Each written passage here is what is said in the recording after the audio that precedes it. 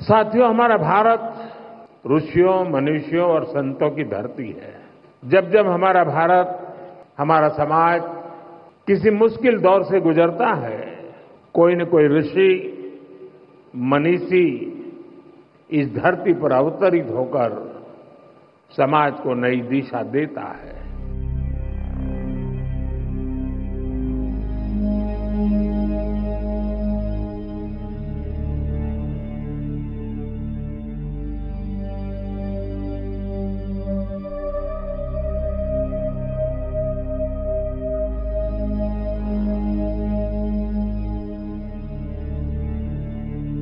जब आदि शंकराचार्य जैसे आचार्यों ने अद्वैत दर्शन के गहरे ज्ञान की व्याख्या की थी, गुलामी के कालखंड में समाज उस ज्ञान को भूलने लगा था।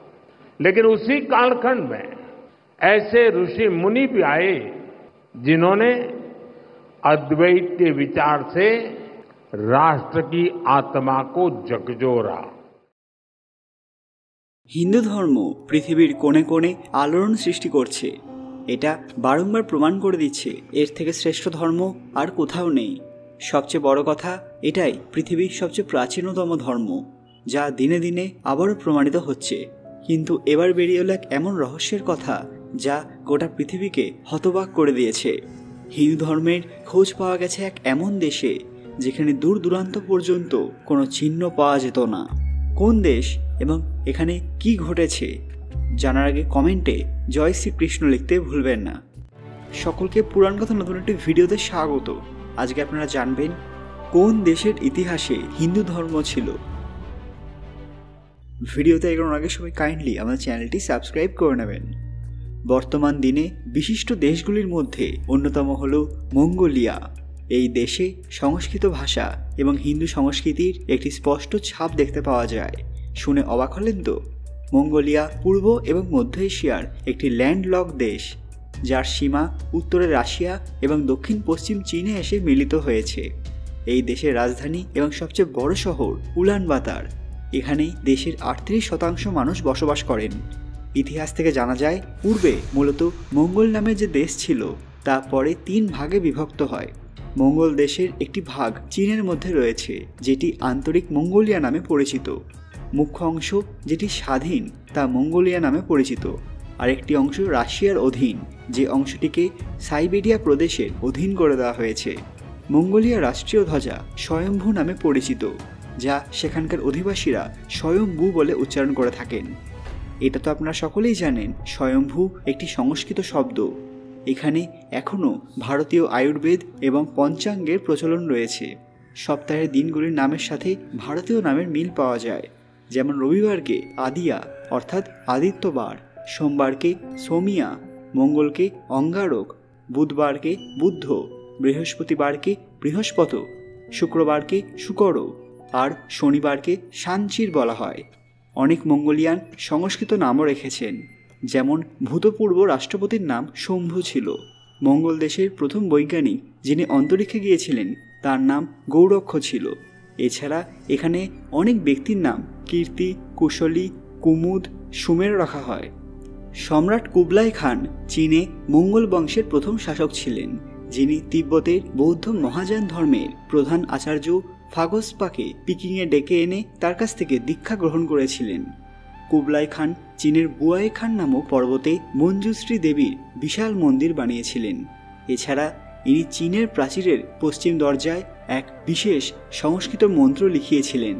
এছাড়া আরেকটি মন্ত্র সংস্কৃতে চীনি ভাষায় এবং মঙ্গোলিয়ান ভাষায় লেখা হয়েছিল।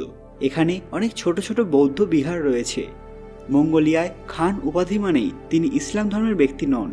ইতিহাসবিদরা মনে করেন মঙ্গোলিয়ানদের ধর্ম তেন্দ্রীয় ছিল, যা তন্ত্রবিদ্যারই অপভ্রংশ, আর তন্ত্রের দেবতা ভগবান শিব।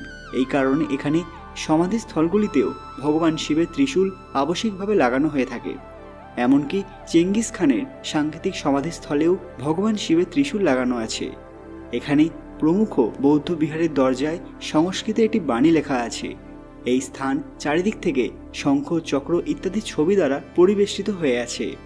এই স্থান আজ মঙ্গোলিয়া নামে পরিচিত। সেই জায়গা আগে ঘুমন্ত সাম্রাজ্য দ্বারা শাসিত হতো। এই সাম্রাজ্যগুলির মধ্যে শিয়াংরু শিয়াংবেই, রৌরাং, গৌরতুক ইত্যাদি রয়েছে। 1206 সালে চেঙ্গিস খান দ্বারা মঙ্গল সাম্রাজ্যের স্থাপনা হয়েছিল। খান রাজবংশের পতনের পর মঙ্গলরা আবার আগেকার মতো জীবনযাত্রা পালন করতে থাকেন।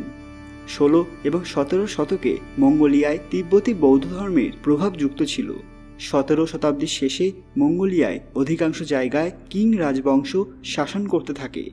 1911 সালে কিং রাজবংশের পতনের পর মঙ্গোলিয়া স্বতন্ত্র রাষ্ট্র হিসেবে ঘোষিত হয়, কিন্তু 1921 সাল পর্যন্ত স্বতন্ত্রতা স্থাপন করতে এবং 1945 সাল পর্যন্ত আন্তঃরাষ্ট্রীয় মান্যতা অর্জন করতে মঙ্গোলিয়াকে এক বড় সংঘর্ষ করতে হয়। এরপর 1989 সালে পূর্ব ইউরোপে কমিউনিস্ট শাসন ভেঙে যাওয়ার পর মঙ্গোলিয়ায় 1990 সালে লোকতান্ত্রিক বিপ্লব শুরু হয়, যার ফলে বহুদলীয় ব্যবস্থা স্থাপিত হয়। 1992 সালে এখানে নতুন সংবিধান চালু হয়। এরপর এই দেশ আর্থিক ব্যবস্থা সুগঠিত করার দিকে অগ্রসর হয়। যে চেঙ্গিস খান সারা পৃথিবীতে খুব নিষ্ঠুর রাজা হিসেবে পরিচিত ছিলেন, সেই চেঙ্গিস খানের নাম মঙ্গোলিয়ায় আজও যথেষ্ট সম্মানের সাথে নেওয়া হয়। যদিও ভারতের কাছেও চেঙ্গিস খান একজন নিষ্ঠুর রাজাই ছিলেন। চেঙ্গিস খান মঙ্গল জাতিকে সংগঠিত করে বড় সাম্রাজ্য প্রতিষ্ঠা করেছিলেন, যে সাম্রাজ্য চীন, রুশ, পূর্ব ইউরোপ, মধ্য এশিয়া পর্যন্ত ছড়িয়ে পড়েছিল। মঙ্গল ইতিহাসে বর্ণিত আছে যে 6ষ্ঠ শতাব্দীতে নরেন্দ্র যমসম আর শাক্য বংশ মঙ্গোলিয়ায় এসেছিলেন। এখানে 6ষ্ঠ শতাব্দী থেকে বৌদ্ধ ধর্ম প্রচার শুরু হয়েছিল। বহু মঙ্গোলিয়ান সেই সময় বৌদ্ধ ধর্মের সূত্র জানতে ভারতে এসেছিলেন এবং বহু ভারতীয় মঙ্গোলিয়ায় গিয়েছিলেন। এই ধারা 17 শতাব্দী অবধি চলেছিল। বর্তমানে বৌদ্ধ ধর্মে 2টি রূপ দেখা যায়। একটি হলো তিব্বতীয় বৌদ্ধ ধর্ম, যা চীন আর মঙ্গোলিয়ায় ছড়িয়ে আছে, যা হিন্দু ধর্মের একটি শাখা। আর ভারতে যে কিছু সংখ্যক বৌদ্ধ ধর্মাবলম্বী মানুষ দেখা যায়, বাস্তবিকভাবে তারা বৌদ্ধ নন। মূলত বৌদ্ধ ধর্মাবলম্বী মানুষেরা শাকাহারী হয়ে থাকেন, কিন্তু ভারতীয় কিছু বৌদ্ধ আছেন যারা নিরামিষভোজী নন। এছাড়া থাইল্যান্ড, চীন, মঙ্গোলিয়া ইত্যাদি দেশের বৌদ্ধরা হিন্দু ধর্ম বা হিন্দু দেবতাদের বিরোধী নন। ভারতীয় বৌদ্ধরা সরাসরি হিন্দু দেবদেবীদের অসম্মান করে থাকেন। ওই সব দেশের সাথে ভারতীয় বৌদ্ধদের আকাশ পাতাল পার্থক্য দেখা যায়। সে কারণে একথা বললে ভুল হবে না যে ভারতে বৌদ্ধ ধর্মের আড়ালে অন্য কোনো ধর্মের প্রচার এবং প্রসার করা হয়ে থাকে। কথাটা শুনতে কড়া, কিন্তু সত্য বলেই বিবেচিত। বন্ধুরা, এই বিষয়ে আপনাদের কি মতামত কমেন্ট বক্সে অবশ্যই জানাবেন। আজকের ভিডিওটি লাইক করবেন এবং শেয়ার করে সবাইকে দেখার সুযোগ করে দেবেন। আপনাদের কি মনে হয় মঙ্গোলিয়া কি ভবিষ্যতে হিন্দু রাষ্ট্রে রূপান্তরিত হতে পারে? এ বিষয়ে অবশ্যই কমেন্ট করবেন বন্ধুরা। আর হ্যাঁ, মনে করে জয় শ্রীকৃষ্ণ লিখবেন। আরও এরকম দরকারি তথ্য পেতে পুরাণ কথা অফিসিয়াল চ্যানেলটি মনে করে সাবস্ক্রাইব করে নেবেন। খুব তাড়াতাড়ি ফিরে আসবো নতুন একটি দরকারি ভিডিও নিয়ে। ততক্ষণ আপনারা এই ভিডিওগুলো দেখতে পারেন। ধন্যবাদ।